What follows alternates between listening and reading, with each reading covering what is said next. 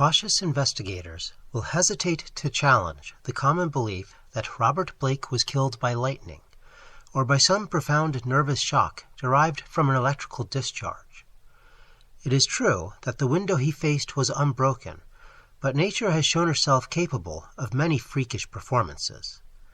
The expression on his face may easily have arisen from some obscure muscular source unrelated to anything he saw, while the entries in his diary are clearly the result of a fantastic imagination aroused by certain local superstitions and by certain old matters he had uncovered. As for the anomalous condition at the deserted church on Federal Hill, the shrewd analyst is not slow in attributing them to some charlatanry, conscious or unconscious, with at least some of which Blake was secretly connected. For after all, the victim was a writer and painter wholly devoted to the field of myth, dream, terror, and superstition, and avid in his quest for scenes and effects of a bizarre, spectral sort. His earlier stay in the city, a visit to a strange old man as deeply given to occult and forbidden lore as he, had ended amidst death and flame, and it must have been some morbid instinct which drew him back from his home in Milwaukee. He may have known the old stories, despite his statements to the contrary in the diary, and his death may have nipped in the bud some stupendous hoax destined to have a literary reflection. Among those, however, who have examined and correlated all this evidence, there remain several who cling to less rational and commonplace theories. They are inclined to take much of Blake's diary at its face value, and point significantly to certain facts, such as the undoubted genuineness of the old church record, the verified existence of the disliked and unorthodox Starry Wisdom sect prior to 1877, the recorded disappearance of an inquisitive reporter named Edwin M. Lillibridge in 1893, and, above all, the look of monstrous, transfiguring fear on the face of the young writer when he died. It was one of those believers who, moved to fanatical extremes, threw into the bay the curiously angled stone and its strangely adorned metal box found in the old church steeple, the black windowless steeple, and not the tower where Blake's diary said those things originally were. Though widely censored, both officially and unofficially, this man, a reputable physician with a taste for odd folklore, averred that he had rid the earth of something too dangerous to rest upon it. Between these two schools of opinion, the reader must judge for himself. The papers have given the tangible details from a skeptical angle, leaving for others the drawing of the picture as Robert Blake saw it, or thought he saw it, or pretended to see it. Now, studying the diary closely, dispassionately, and at leisure, let us summarize the dark chain of events from the expressed point of view of their chief actor. Young Blake returned to Providence in the winter of 1934-35, taking the upper floor of a venerable dwelling in a grassy court off College Street, on the crest of the great eastward hill near the Brown University campus and behind the marble John Hay Library.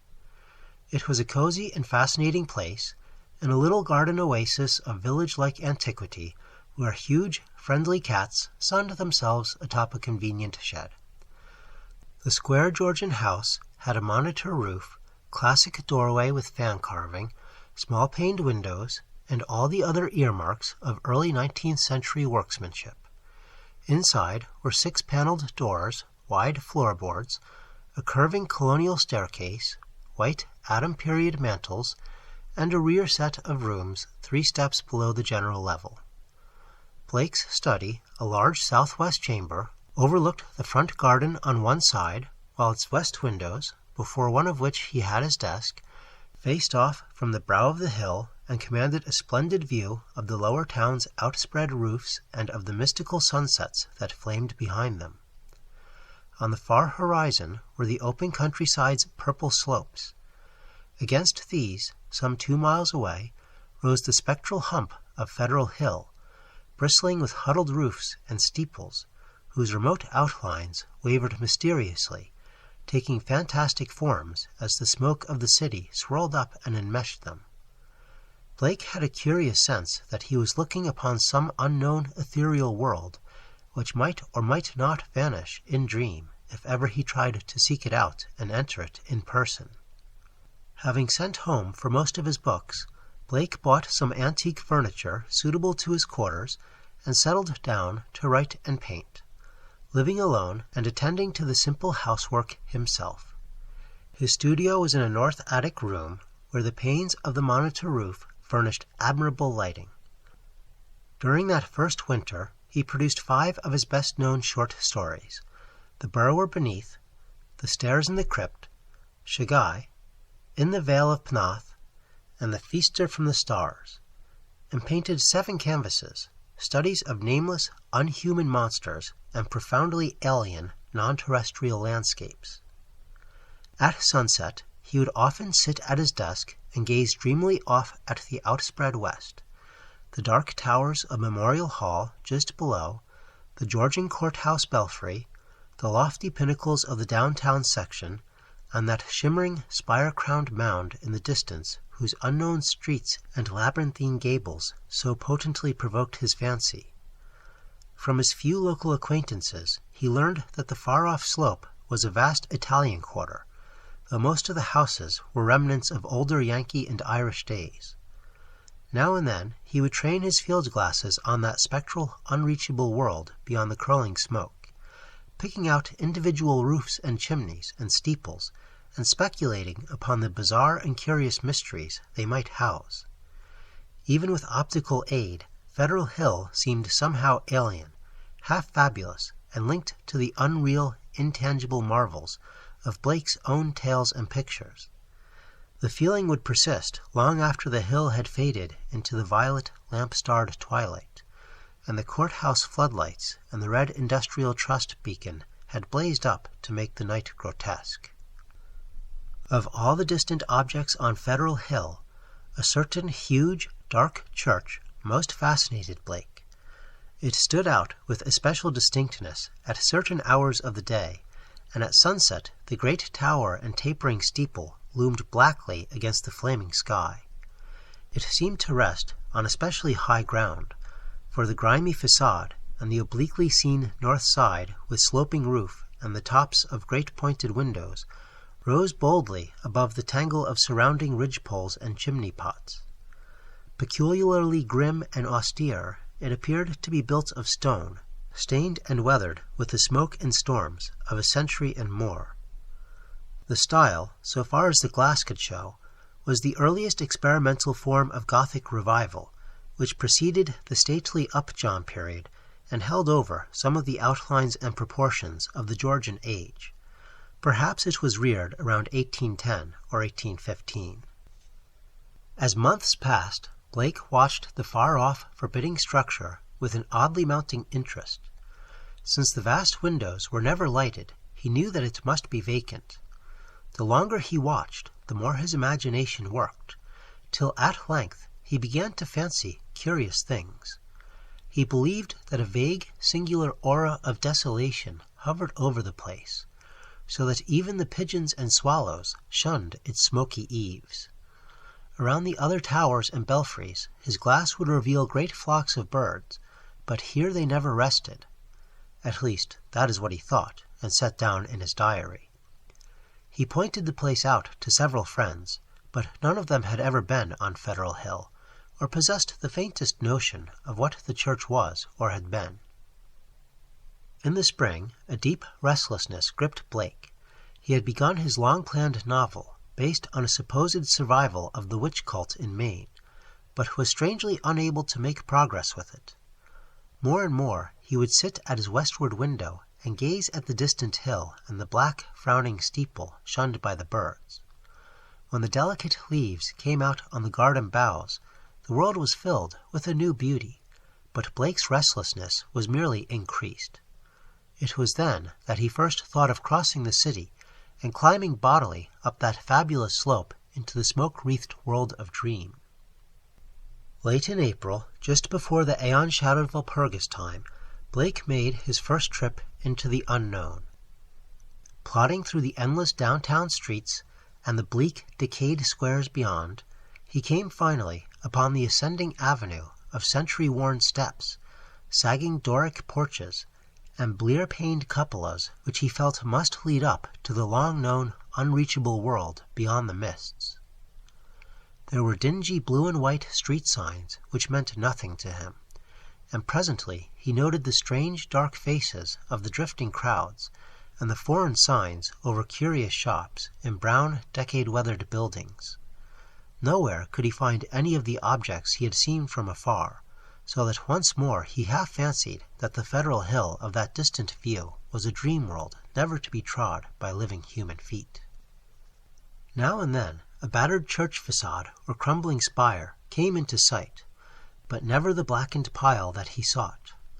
When he asked a shopkeeper about a great stone church, the man smiled and shook his head, though he spoke English freely. As Blake climbed higher, the region seemed stranger and stranger, with bewildering mazes of brooding brown alleys leading eternally off to the south. He crossed 2 or 3 broad avenues, and once thought he glimpsed a familiar tower. Again he asked a merchant about the massive church of stone, and this time he could have sworn that the plea of ignorance was feigned. The dark man's face had a look of fear, which he tried to hide, and Blake saw him make a curious sign with his right hand. Then suddenly a black spire stood out against the cloudy sky on his left, above the tiers of brown roofs lining the tangled southerly alleys. Blake knew at once what it was, and plunged toward it through the squalid, unpaved lanes that climbed from the avenue. Twice he lost his way, but he somehow dared not ask any of the patriarchs or housewives who sat on their doorsteps, or any of the children who shouted and played in the mud of the shadowy lanes. At last he saw the tower plain against the southwest, and a huge stone bulk rose darkly at the end of an alley. Presently he stood in a wind-swept open square, quaintly cobblestoned, with a high bank wall on the farther side. This was the end of his quest, for upon the wide, iron-railed, weed-grown plateau which the wall supported, a separate, lesser world, raised fully 6 feet above the surrounding streets, there stood a grim, Titan bulk whose identity, despite Blake's new perspective, was beyond dispute. The vacant church was in a state of great decrepitude. Some of the high stone buttresses had fallen, and several delicate finials lay half lost among the brown, neglected weeds and grasses.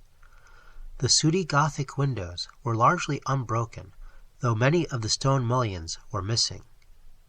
Blake wondered how the obscurely painted panes could have survived so well, in view of the known habits of small boys the world over. The massive doors were intact and tightly closed. Around the top of the bank wall, fully enclosing the grounds, was a rusty iron fence whose gate, at the head of a flight of steps from the square, was visibly padlocked. The path from the gate to the building was completely overgrown. Desolation and decay hung like a pall above the place, and in the birdless eaves and black, ivyless walls, Blake felt a touch of the dimly sinister beyond his power to define. There were very few people in the square, but Blake saw a policeman at the northerly end and approached him with questions about the church. He was a great wholesome Irishman, and it seemed odd that he would do little more than make the sign of the cross and mutter that people never spoke of that building. When Blake pressed him, he said very hurriedly that the Italian priests warned everybody against it, vowing that a monstrous evil had once dwelt there and left its mark. He himself had heard dark whispers of it from his father, who recalled certain sounds and rumors from his boyhood. There had been a bad sect there in the old days, an outlaw sect that called up awful things from some unknown gulf of night. It had taken a good priest to exorcise what had come, though there did be those who said that merely the light could do it. If Father O'Malley were alive, there would be many the thing he could tell, but now there was nothing to do but let it alone.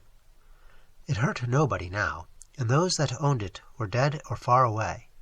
They had run away like rats after the threatening talk in '77, when people began to mind the way folks vanished now and then in the neighborhood. Some day the city would step in and take the property for lack of heirs, but little good would come of anybody's touching it.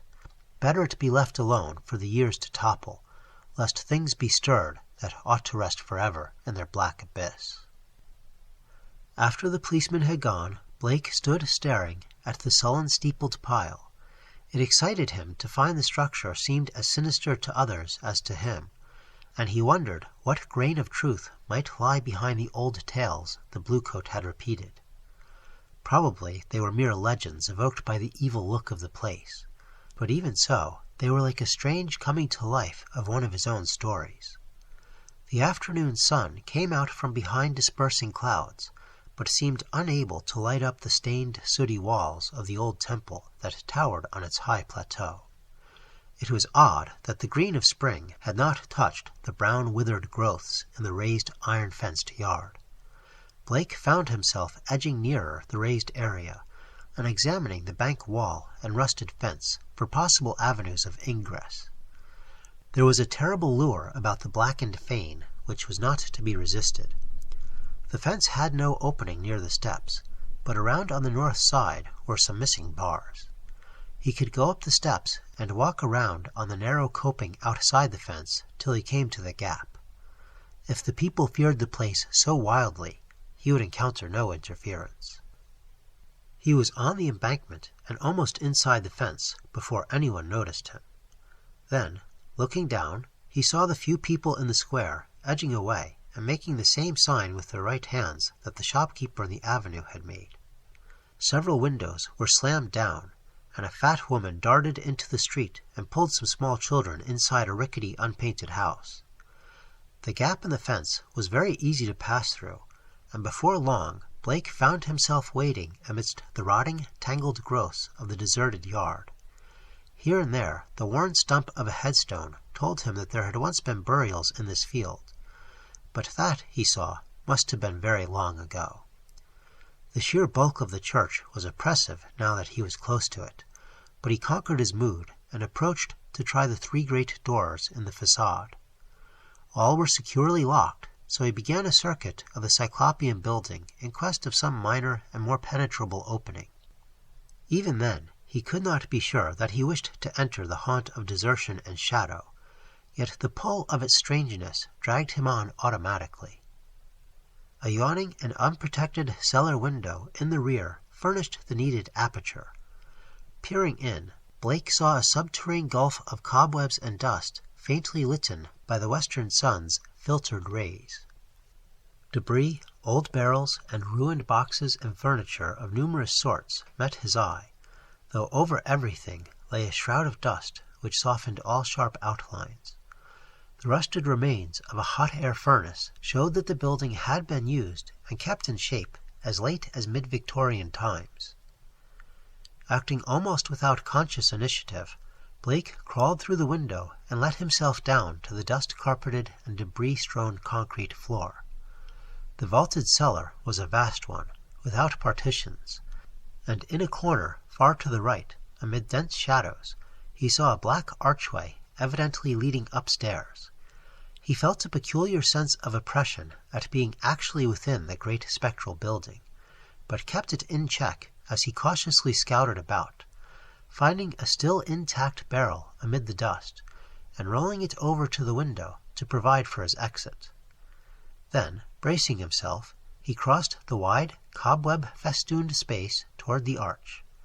Half choked with the omnipresent dust, and covered with ghostly gossamer fibers, he reached and began to climb the worn stone steps which rose into the darkness. He had no light, but groped carefully with his hands. After a sharp turn, he felt a closed door ahead, and a little fumbling revealed its ancient latch. It opened inward, and beyond it he saw a dimly illumined corridor lined with worm-eaten paneling. Once on the ground floor, Blake began exploring in a rapid fashion. All the inner doors were unlocked, so that he freely passed from room to room. The colossal nave was an almost eldritch place, with its drifts and mountains of dust over box pews, altar, hourglass pulpit, and sounding board, and its titanic ropes of cobweb stretching among the pointed arches of the gallery and entwining the clustered Gothic columns.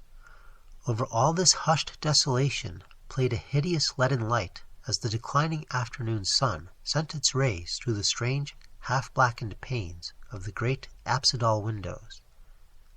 The paintings on those windows were so obscured by soot that Blake could scarcely decipher what they had represented, but from the little he could make out, he did not like them.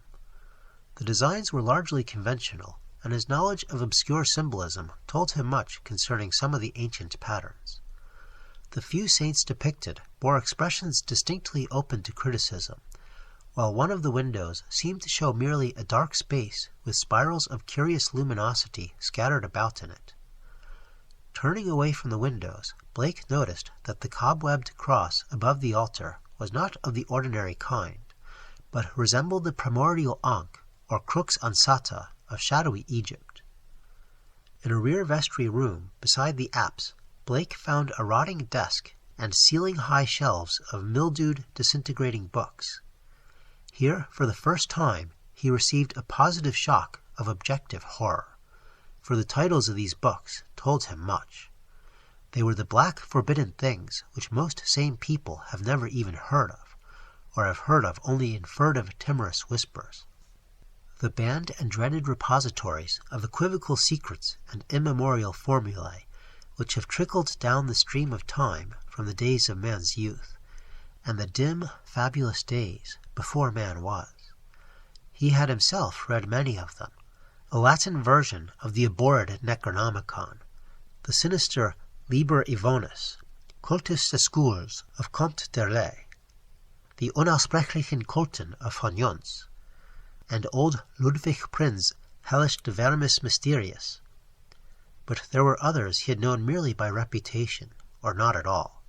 The Pnakotic manuscripts, the Book of Dizion, and the crumbling volume of wholly unidentifiable characters, yet with certain symbols and diagrams shudderingly recognizable to the occult student. Clearly, the lingering local rumors had not lied. This place had once been the seat of an evil older than mankind and wider than the known universe. In the ruined desk was a small leather-bound record book filled with entries in some odd cryptographic medium. The manuscript writing consisted of the common traditional symbols used today in astronomy and anciently in alchemy, astrology, and other dubious arts.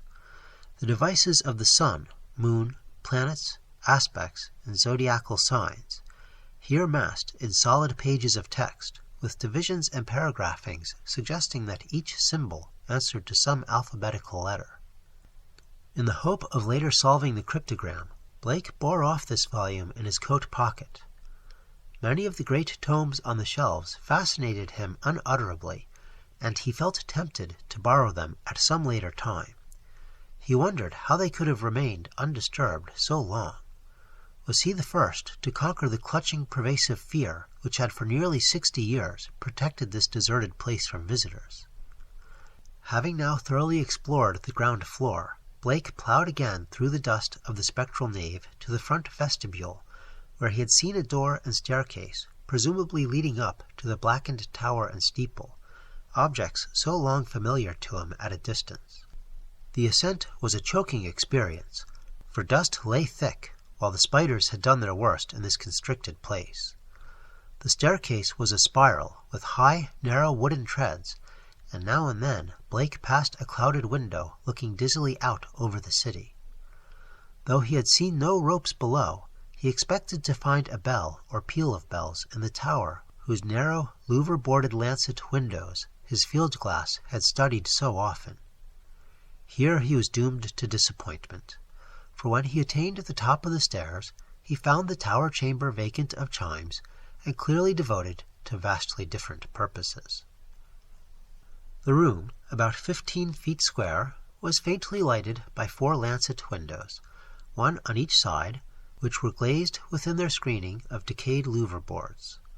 These had been further fitted with tight, opaque screens, but the latter were now largely rotted away. In the center of the dust-laden floor rose a curiously angled stone pillar some 4 feet in height and 2 in average diameter, covered on each side with bizarre, crudely incised, and wholly unrecognizable hieroglyphs. On this pillar rested a metal box of peculiarly asymmetrical form, its hinged lid thrown back and its interior holding what looked beneath the decade-deep dust to be an egg-shaped or irregularly spherical object some 4 inches through. Around the pillar, in a rough circle, were 7 high-backed Gothic chairs still largely intact, while behind them, ranging along the dark-paneled walls, were 7 colossal images of crumbling black-painted plaster, resembling more than anything else the cryptic carven megaliths of mysterious Easter Island. In one corner of the cobwebbed chamber, a ladder was built into the wall, leading up to a closed trap door of the windowless steeple above. As Blake grew accustomed to the feeble light, he noticed odd bas-reliefs on the strange open box of yellowish metal. Approaching, he tried to clear the dust away with his hand and handkerchief, and saw that the figurings were of a monstrous and utterly alien kind, depicting entities which, though seemingly alive, resembled no known life form ever evolved on this planet.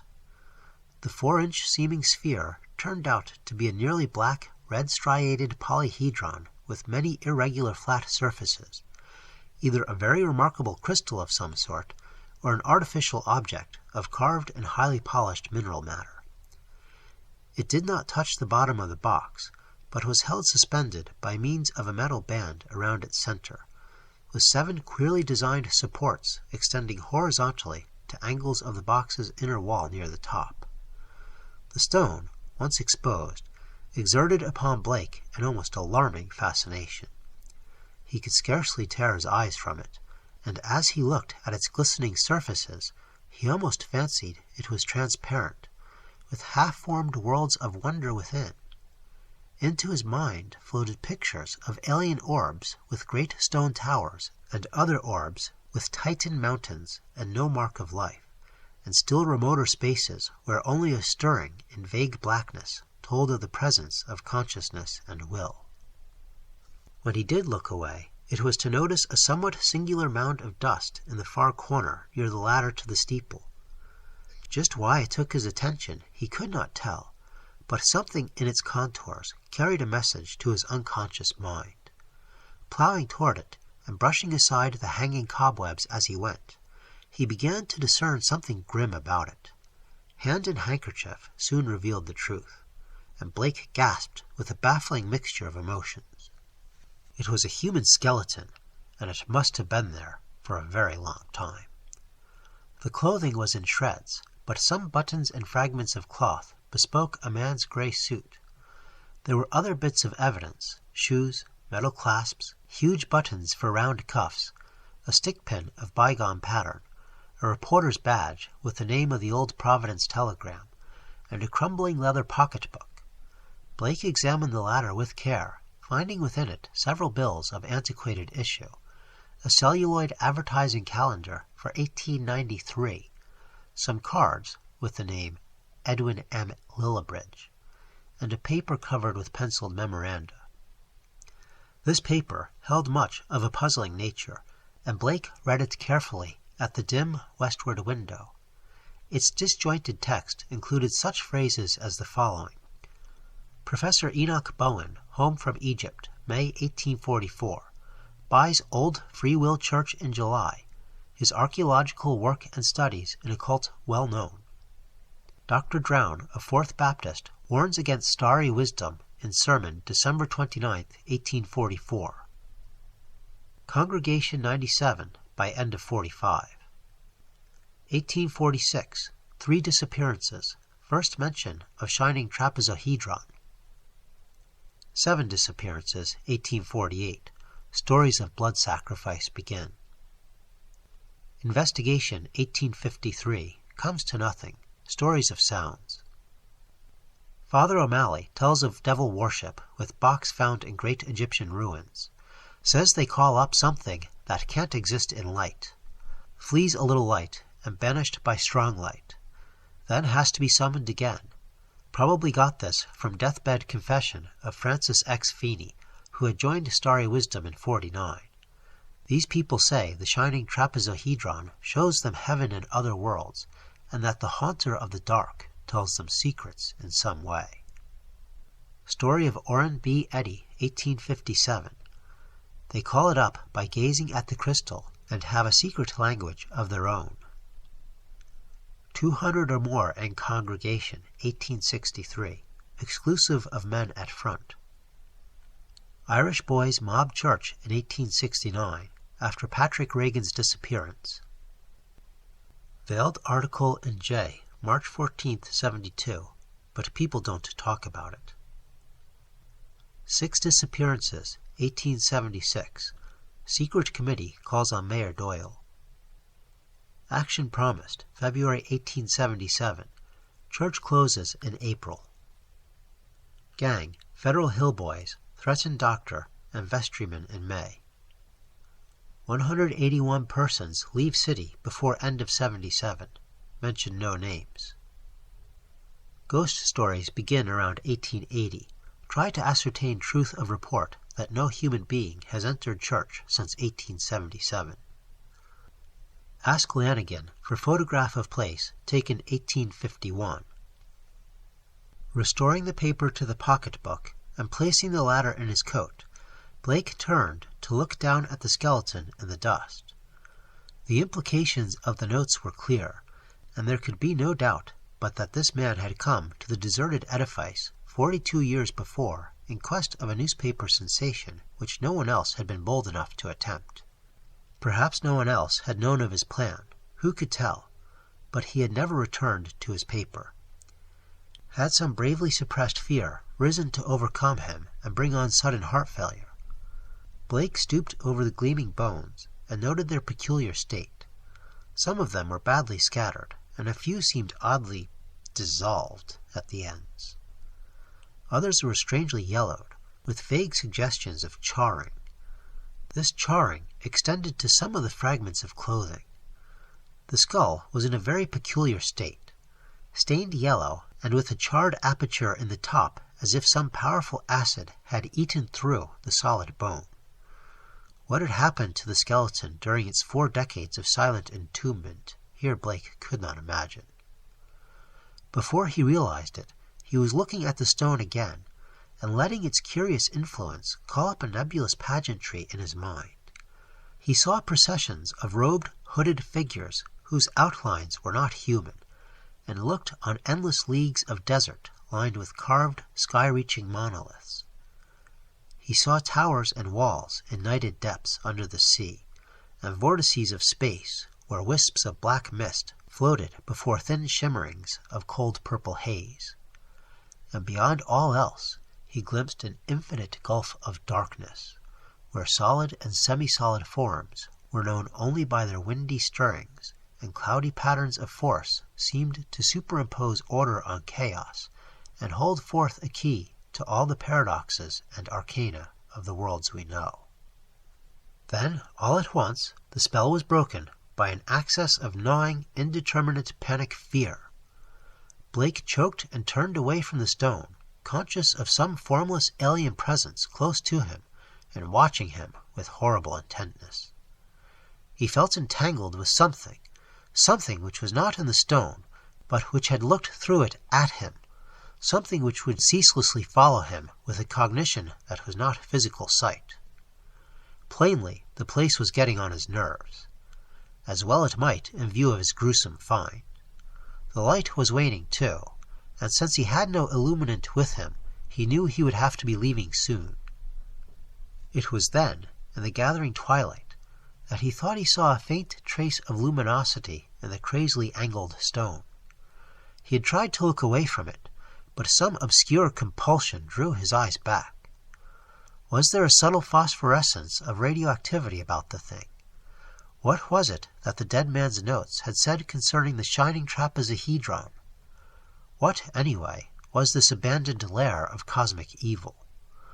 What had been done here, and what might still be lurking in the bird-shunned shadows?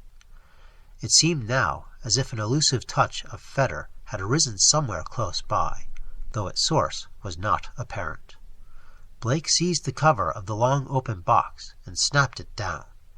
It moved easily on its alien hinges and closed completely over the unmistakably glowing stone. At the sharp click of that closing, a soft stirring sound seemed to come from the steeple's eternal blackness overhead, beyond the trap door. Rats, without question, the only living things to reveal their presence in this accursed pile since he had entered it. And yet, that stirring in the steeple frightened him horribly, so that he plunged almost wildly down the spiral stairs, across the ghoulish nave, into the vaulted basement, out amidst the gathering dusk of the deserted square, and down through the teeming, fear-haunted alleys and avenues of Federal Hill, toward the sane central streets and the home-like brick sidewalks of the college district. During the days which followed, Blake told no one of his expedition. Instead, he read much in certain books, examined long years of newspaper files downtown, and worked feverishly at the cryptogram in that leather volume from the cobwebbed vestry room. The cipher, he soon saw, was no simple one, and after a long period of endeavor, he felt sure that its language could not be English, Latin, Greek, French, Spanish, Italian, or German. Evidently, he would have to draw upon the deepest wells of his strange erudition. Every evening, the old impulse to gaze westward returned, and he saw the black steeple, as of yore, amongst the bristling roofs of a distant and half-fabulous world. But now it held a fresh note of terror for him. He knew the heritage of evil lore it masked, and with the knowledge his vision ran riot in queer new ways. The birds of spring were returning, and as he watched their sunset flights, he fancied they avoided the gaunt lone spire as never before. When a flock of them approached it, he thought, they would wheel and scatter in panic confusion, and he could guess at the wild twitterings which failed to reach him across the intervening miles. It was in June that Blake's diary told of his victory over the cryptogram. The text was, he found, in the dark Aklo language used by certain cults of evil antiquity, and known to him in a halting way through previous researches. The diary is strangely reticent about what Blake deciphered, but he was patently awed and disconcerted by his results. There are references to a haunter of the dark, awaked by gazing into the shining trapezohedron, and insane conjectures about the black gulfs of chaos from which it was called. The being is spoken of as holding all knowledge and demanding monstrous sacrifices. Some of Blake's entries show fear lest the thing, which he seemed to regard as summoned, stalk abroad, though he adds that the street-lights form a bulwark which cannot be crossed. Of the shining trapezohedron he speaks often, calling it a window on all time and space, and tracing its history from the days it was fashioned on dark Yuggoth, before ever the old ones brought it to earth. It was treasured and placed in its curious box by the crinoid things of Antarctica, salvaged from their ruins by the serpent men of Valusia, and peered at aeons later in Lemuria by the first human beings. It crossed strange lands and stranger seas, and sank with Atlantis before a Minoan fisher meshed it in his net and sold it to swarthy merchants from knighted Chem. The pharaoh Nephren-Ka built around it a temple with a windowless crypt, and did that which caused his name to be stricken from all monuments and records. Then it slept in the ruins of that evil fane, which the priests and the new pharaoh destroyed, till the delver's spade once more brought it forth to curse mankind. Early in July, the newspapers oddly supplement Blake's entries, though in so brief and casual a way that only the diary has called general attention to their contribution. It appears that a new fear had been growing on Federal Hill since a stranger had entered the dreaded church. The Italians whispered of unaccustomed stirrings and bumpings and scrapings in the dark windowless steeple, and called on their priests to banish an entity which haunted their dreams. Something, they said, was constantly watching at a door to see if it were dark enough to venture forth. Press items mentioned the long-standing local superstitions, but failed to shed much light on the earlier background of the horror. It was obvious that the young reporters of today are no antiquarians. In writing of these things in his diary, Blake expressed a curious kind of remorse, and talks of the duty of burying the shining trapezohedron, and of banishing what he had evoked by letting daylight into the hideous jutting spire. At the same time, however, he displays the dangerous extent of his fascination, and admits a morbid longing, pervading even his dreams, to visit the accursed tower, and gaze again into the cosmic secrets of the glowing stone. Then something in the journal on the morning of July 17th threw the diarist into a veritable fever of horror. It was only a variant of the other half-humorous item about the Federal Hill restlessness, but to Blake it was somehow very terrible indeed. In the night, a thunderstorm had put the city's lighting system out of commission for a full hour, and in that black interval the Italians had nearly gone mad with fright. Those living near the dreaded church had sworn that the thing in the steeple had taken advantage of the street lamp's absence, and gone down into the body of the church, flopping and bumping around in a viscous, altogether dreadful way. Toward the last, it had bumped up to the tower, where there were sounds of the shattering of glass. It could go wherever the darkness reached, but the light would always send it fleeing. When the current blazed on again, there had been a shocking commotion in the tower, for even the feeble light trickling through the grime-blackened, louver-boarded windows was too much for the thing. It had bumped and slithered up to its tenebrous steeple just in time, for a long dose of light would have sent it back into the abyss whence the crazy stranger had called it. During the dark hour, praying crowds had clustered round the church in the rain with lighted candles and lamps, somehow shielded with folded paper and umbrellas. A guard of light to save the city from the nightmare that stalks in darkness. Once, those nearest the church declared, the outer door had rattled hideously. But even this was not the worst. That evening in the bulletin, Blake read of what the reporters had found. Aroused at last to the whimsical news value of the scare, a pair of them had defied the frantic crowds of Italians and crawled into the church through the cellar window after trying the doors in vain. They found the dust of the vestibule and of the spectral nave ploughed up in a singular way, with bits of rotted cushions and satin pew linings scattered curiously around. There was a bad odor everywhere, and here and there were bits of yellow satin and patches of what looked like charring. Opening the door to the tower, and pausing a moment at the suspicion of a scraping sound above, they found the narrow spiral stairs wiped roughly clean. In the tower itself, a similarly half-swept condition existed. They spoke of the heptagonal stone pillar, the overturned Gothic chairs, and the bizarre plaster images, though strangely enough, the metal box and the old mutilated skeleton were not mentioned. What disturbed Blake the most, except for the hints of stains and charring and bad odors, was the final detail that explained the crashing glass.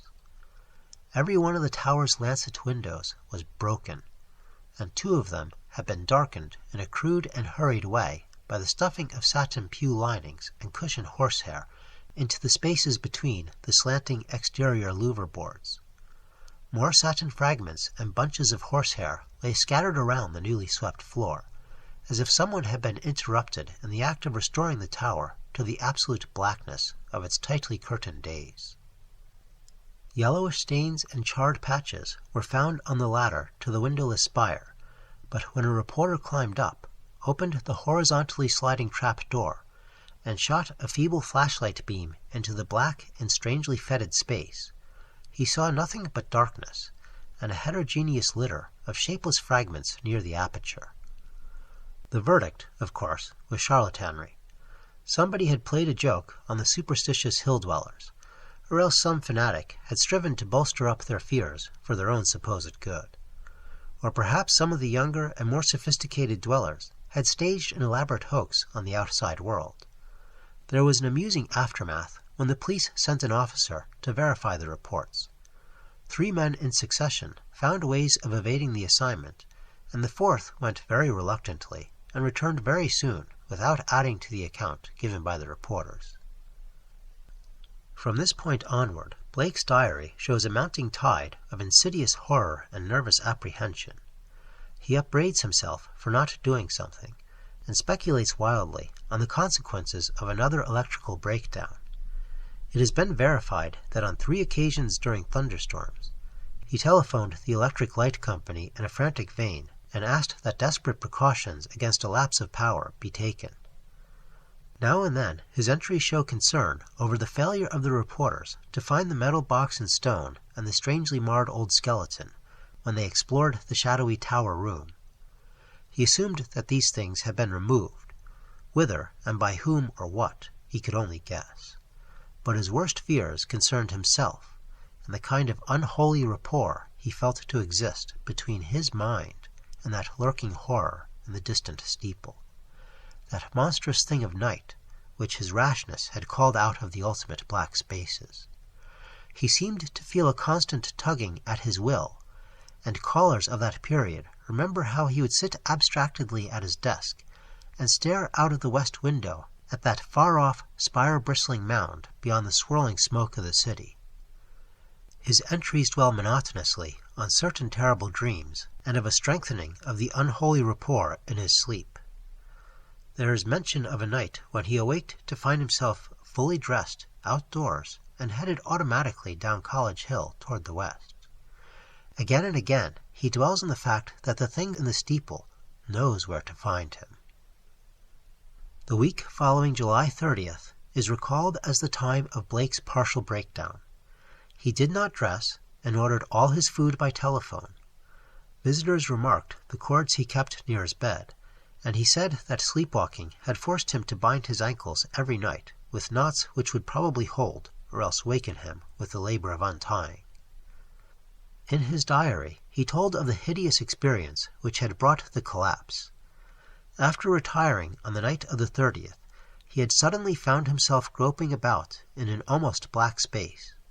All he could see were short, faint, horizontal streaks of bluish light, but he could smell an overpowering fetor and hear a curious jumble of soft, furtive sounds above him. Whenever he moved, he stumbled over something, and at each noise there would come a sort of answering sound from above, a vague stirring mixed with the cautious sliding of wood on wood. Once his groping hands encountered a pillar of stone with a vacant top, whilst later he found himself clutching the rungs of a ladder built into the wall and fumbling his uncertain way upward toward some region of intenser stench where a hot, searing blast beat down against him. Before his eyes a kaleidoscopic range of phantasmal images played, all of them dissolving at intervals into the picture of a vast unplumbed abyss of night, wherein whirled suns and worlds of an even profounder blackness.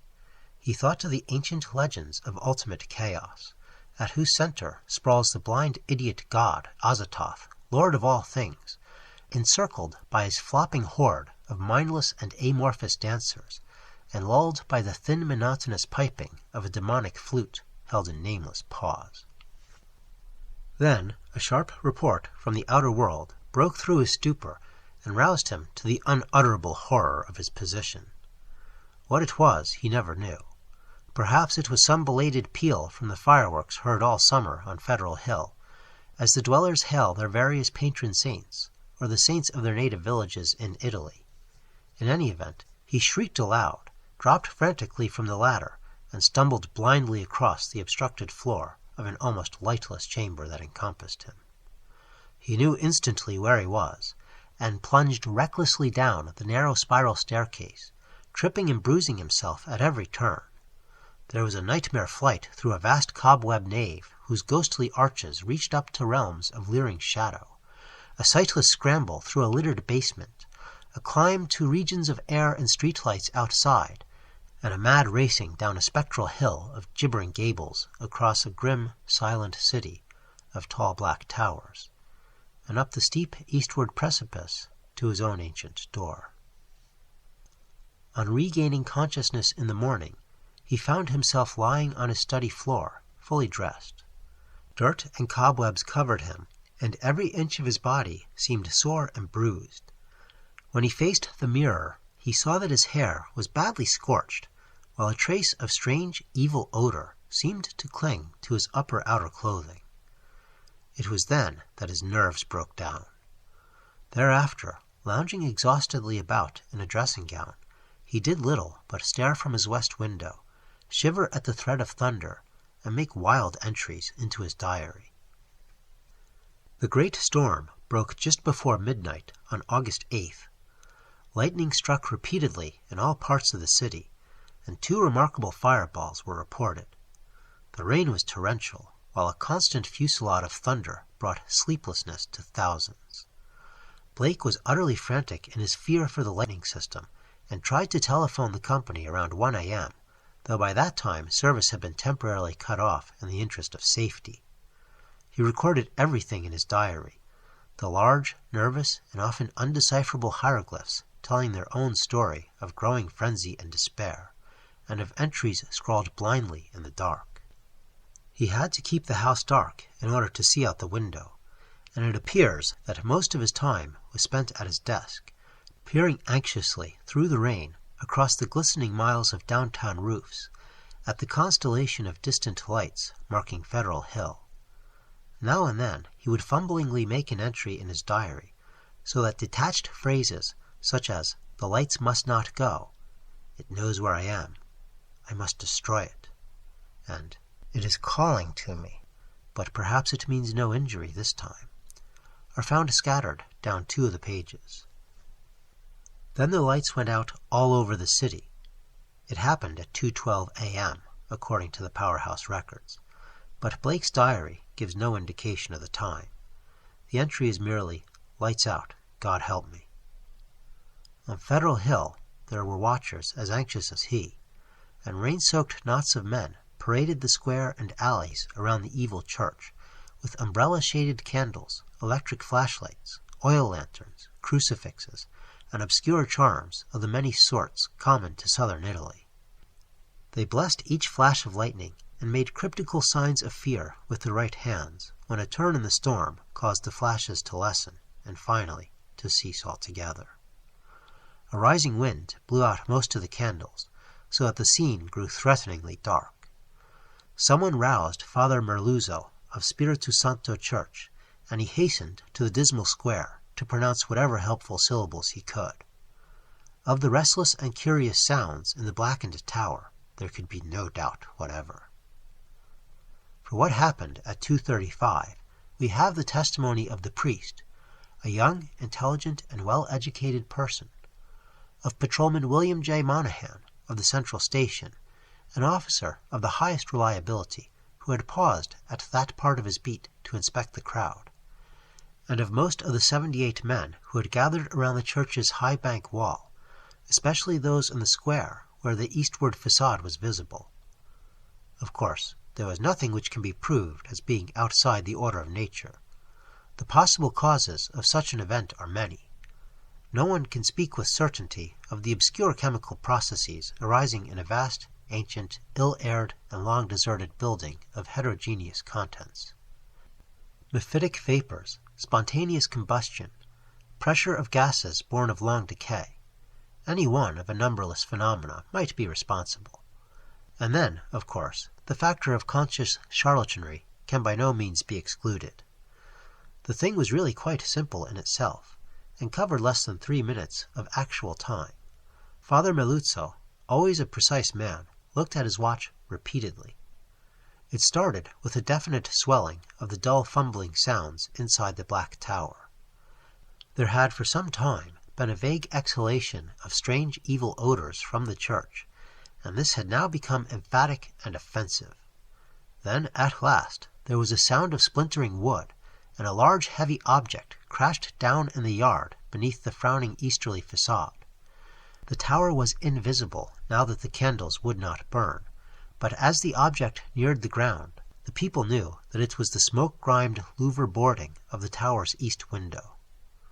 Immediately afterward, an utterly unbearable fetor welled forth from the unseen heights, choking and sickening the trembling watchers, and almost prostrating those in the square. At the same time, the air trembled with vibration as of flapping wings, and a sudden east-blowing wind, more violent than any previous blast, snatched off the hats and wrenched the dripping umbrellas of the crowd. Nothing definite could be seen in the candleless night, though some upward-looking spectators thought they glimpsed a great spreading blur of denser blackness against the inky sky. Something like a formless cloud of smoke that shot with a meteor-like speed toward the east. That was all. The watchers were half numbed with fright, awe, and discomfort, and scarcely knew what to do, or whether to do anything at all. Not knowing what had happened, they did not relax their vigil, and a moment later they sent up a prayer as a sharp flash of belated lightning, followed by an ear-splitting crash of sound, rent the flooded heavens. Half an hour later, the rain stopped, and in 15 minutes more, the street-lights sprang on again, sending the wary, bedraggled watchers relievedly back to their homes. The next day's papers gave these matters minor mention in connection with the general storm reports. It seems that the great lightning flash and the deafening explosion which followed the Federal Hill occurrence were even more tremendous farther east, where a burst of the singular fetor was likewise noticed. The phenomena was most marked over College Hill, where the crash awaked all the sleeping inhabitants and led to a bewildered round of speculations. Of those who were already awake, only a few saw the anomalous blaze of light near the top of the hill, or noticed the inexplicable upward rush of air which almost stripped the leaves from the trees and blasted the plants in the gardens. It was agreed that the lone, sudden lightning bolt must have struck somewhere in this neighborhood, though no traces of its striking could afterward be found. A youth in the Tau Omega fraternity house thought he saw a grotesque and hideous mass of smoke in the air just as the preliminary flash burst, but his observation has not been verified. All of the few observers, however, agree as to the violent gust from the west and the flood of intolerable stench which preceded the belated stroke, whilst evidence concerning the momentary burned odor after the stroke is equally general. These points were discussed very carefully because of their probable connection with the death of Robert Blake. Students in the Psi Delta house, whose upper rear windows looked into Blake's study, noticed the blurred white face at the westward window in the morning of the 9th, and wondered what was wrong with the expression. When they saw the same face in the same position that evening, they felt worried and watched for the lights to come on in his apartment. Later, they rang the bell of the darkened flat and had a policeman force the door. The rigid body sat bolt upright at the desk by the window, and when the intruders saw the glassy, bulging eyes and the marks of stark, convulsive fright on the twisted features, they turned away in sickened dismay. Shortly afterward, the coroner's physician made an examination, and despite the unbroken window, reported electrical shock or nervous tension induced by electrical discharge as the cause of death.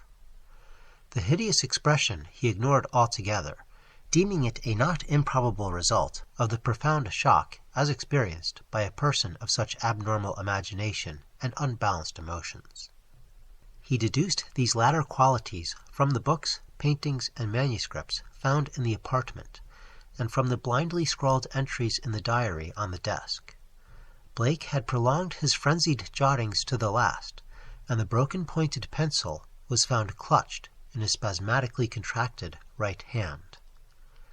The entries after the failure of the lights were highly disjointed and legible only in part.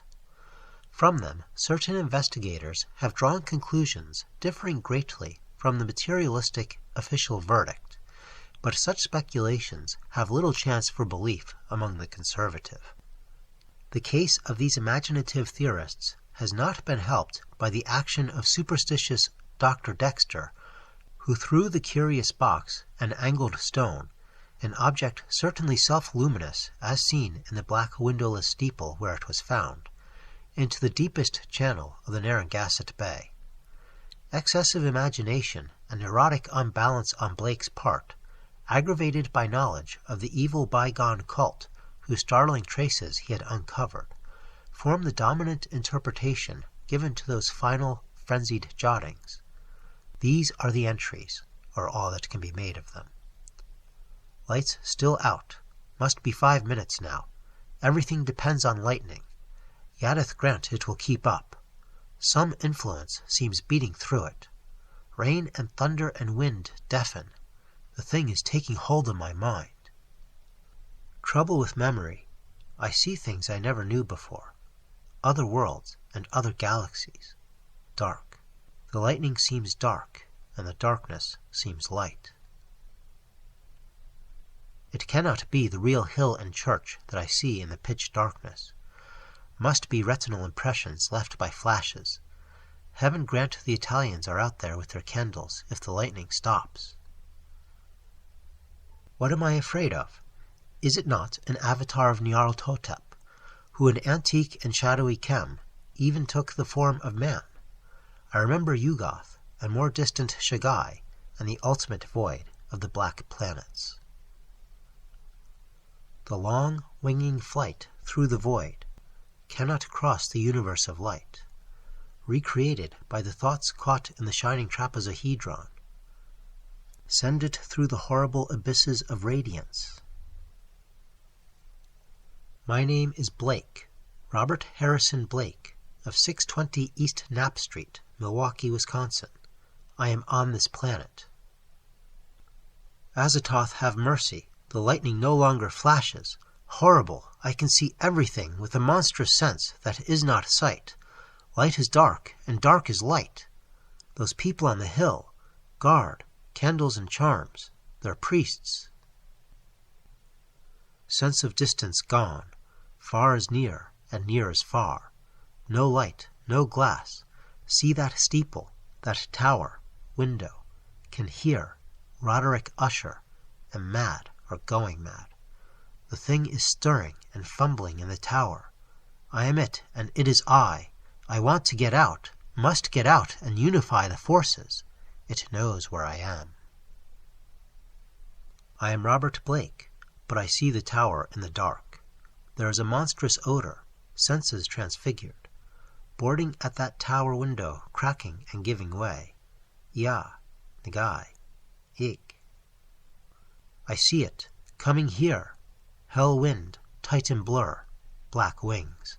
Yog-Sothoth save me, the three-lobed, burning eye.